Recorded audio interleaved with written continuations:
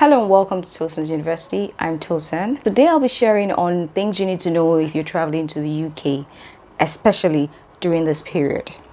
COVID period, I mean. I don't know what year you're going to watch this. But it's no news that traveling this period can be or is becoming overwhelming, and I just made a trip to the UK. From the preparation to actually getting here was worthy of a YouTube video, let's just put it that way, because I'm sure there's so many other people like me that was planning or is planning to come to the UK and would have heard so many different things. This video would help you prepare better, help you calm down, and help you know the necessary things to do and do them. Normally we'll be talking about emotional intelligence, but like I said, this is a deviation even from the topic of the video, you would have guessed. But you know that everything leads to emotional intelligence at the end of the day. Like planning your trip will save you frustration, will save your emotions from moving up and down, disappointments. Yeah, I know, I just had to chip in emotional intelligence there. All right, so what to expect? So we were planning to travel to the United Kingdom, London, as a family vacation, and then I was supposed to do the research on what to expect, considering that different countries had different protocols and requirements for traveling, the UK inclusive, and you know, to find out what we needed to do. And I'm like, why do I need to go through all that when we have some very solid travel advices? We had been to Dubai recently and we had Feed All Trips, our travel agent. I just had to put in that plug. She's great. I mean, those people that eat, sleep, and drink travel information. Feed All Trips is your plug. So while we're there, she kept us abreast of every change in the requirements for moving around, for preparing for your travel. Oh no, you have to do the COVID test 3 days before. Oh no, you have to make sure it's 24 hours. Any change, she gave us immediately. So this one, normally we don't call a travel agent or advisor for a trip to London. Is our backyard now, same time zone, okay, sometimes 1 hour, but point is we don't really call anybody. But this one, you have to pay attention to all the changes happening, and so we decided to call Fiddle. Okay guys, this is our plan, very important, we need you to cover all these access, anything about travel requirements, and of course get us good deals. They did try on that angle, but you know, as with summer prices and summer ticket prices, it's no joke. So, but they did try a bit on that. But the most important part for me was the requirements. As soon as we got our tickets and the options available, the first thing was to send us a link to the passenger locator form, to the COVID tests that we needed to book before our trip, and also any other requirement that was needed. They sent us the direct links. I'm going to put some of those links at the end of this video, but like I said, if you need to speak to a human being, some of us love to speak to people rather than read up things, and we like the personal relationship. Yeah, Feed All Trips, Ife Dayo Feed All Trips, and Mr. Dayo. They are your best. If you have not already subscribed to my channel, Tosin's University, please do so. It's absolutely free and you'll be getting too much knowledge, too much very useful information on managing your emotions, and of course, random good news like this. Okay, so what are the important things you need to know? 3 important things to note when you're traveling to the UK. The first one is where you have been in the last 10 days before your trip. If you have been out of Nigeria, I'm reporting from Nigeria by the way. If you have been out of Nigeria to other areas, it will be important to note. The next one is where you will be during the first 10 days of your trip, and of course, paying for the mandatory COVID tests that you will need to do when you get into the UK. Different countries have been grouped into green, red, and amber. Nigeria right now is an amber country, means that our COVID levels and everything, I can't really tell you, I know what it means, but we're not as bad as the red.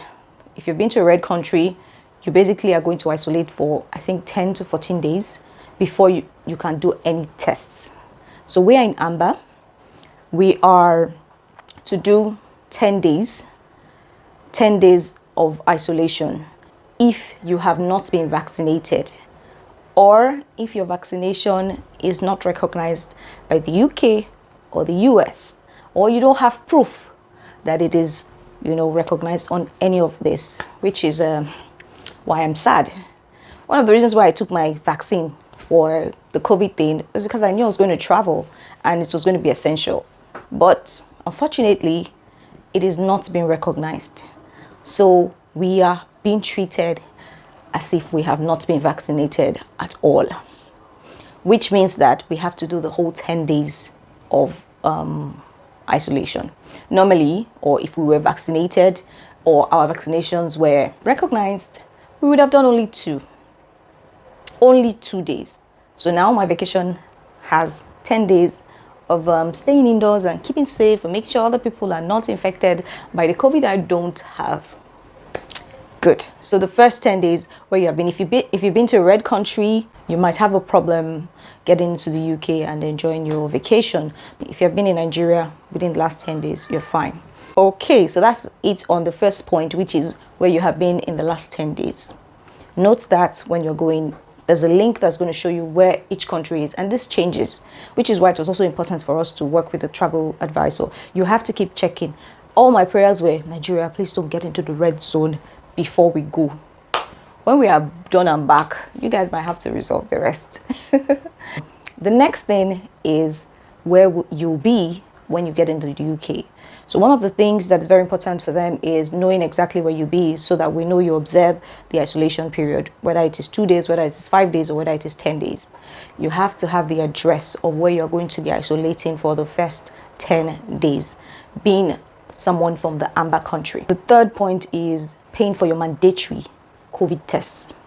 Like I mentioned earlier, if your vaccination is not recognized by the US or the UK, or you don't have proof that you've been vaccinated, you are practically assumed not to have been vaccinated, and you will do 2 tests, one for day 2 and one for day 8. You also do one before you travel. That's fit to travel. Your first thing is negative COVID test.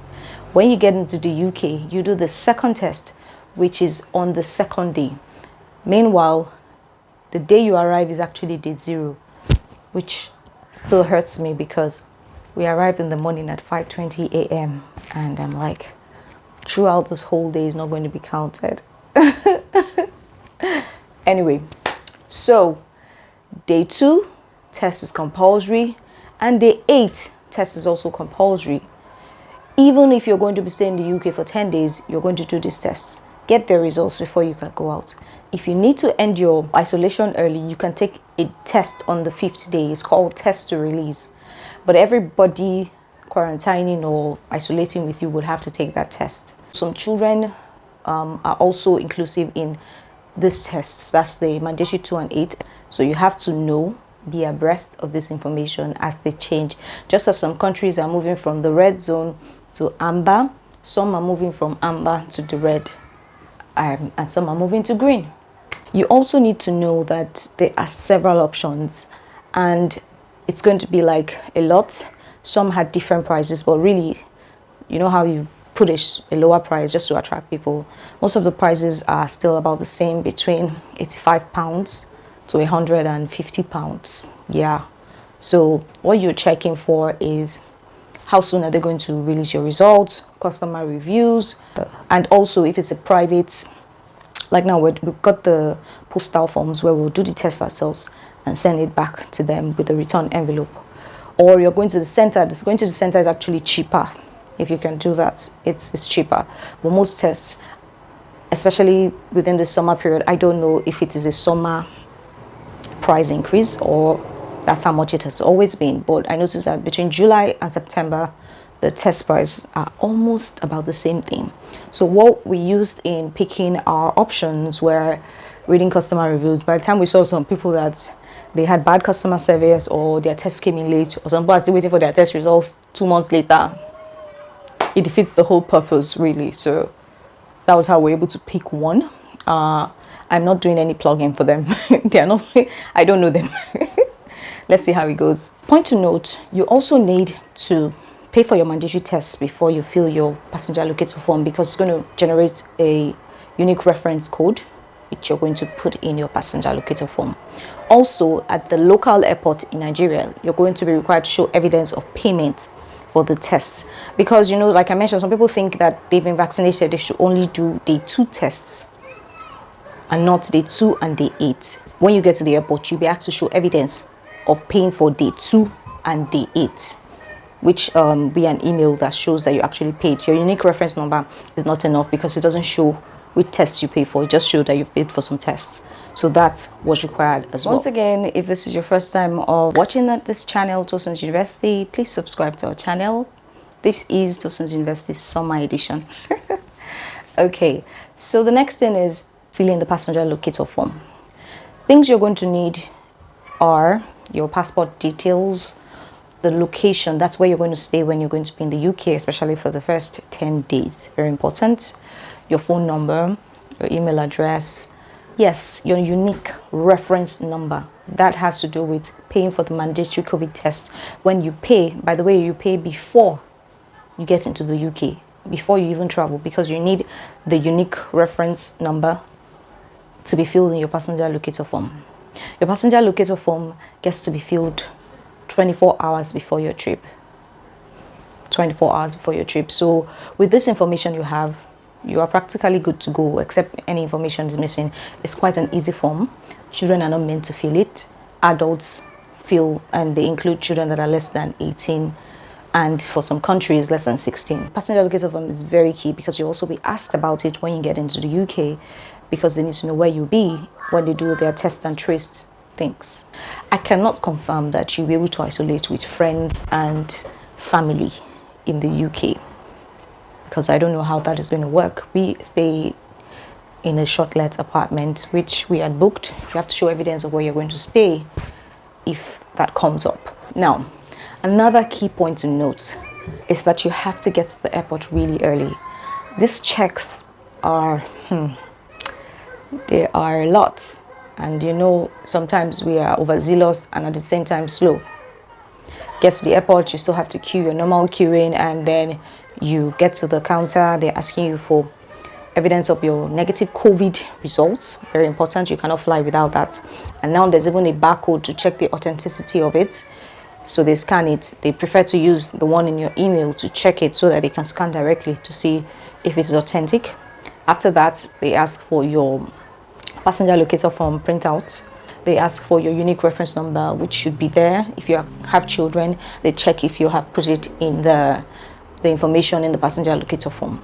I think that's about it for the local airport, but very important to get in there really early. I think we got there 4 hours before our flight. It was helpful to go through all that and still be able to catch your breath before, you know, the flight. Getting on the flight was a relief. Okay, so getting into the UK, before we landed, they had informed us that we're not going to be filling any landing cards. So we just needed to get our passenger locator form, our passports, and evidence of where we're going to be staying, of payment for where we're going to be staying. So we had all that ready, you know, your queue for the immigration. We got there. We are blessed as usual.